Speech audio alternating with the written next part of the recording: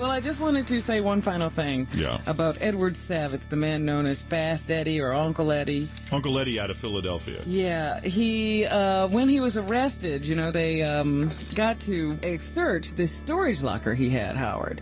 And I guess these young boys who've been selling him their underwear for 20 years would like to know that Eddie valued it and kept every piece. Yes. They found 187 trash bags filled with soiled underwear. You're kidding? No. Center City back in the 1970s was like Gotham City. With the exception of Batman was on vacation.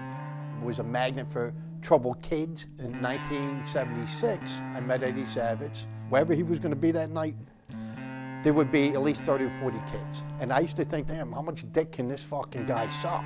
One kid would start to talk and he would say, well, you know, all I did was sell my underwear, but he fucked them. If you need a few bucks, let's go to Fast Eddie. It seemed very innocent at the time. At the age of 15 year old. 1988 is the year I went down there. I was 16. $5 at the time. $5 for what? At the time, for him to masturbate me.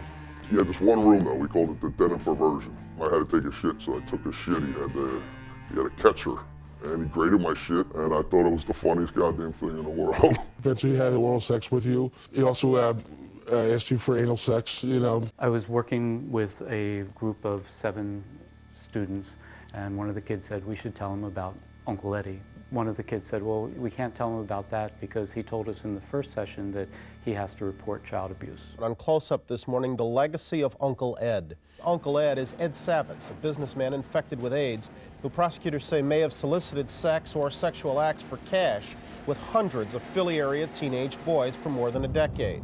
Always had boys with him at work, at home, at, you know, wherever he went, he was occupied with arranging, scheduling, and meeting with boys. They said at the time it was hundreds or thousands.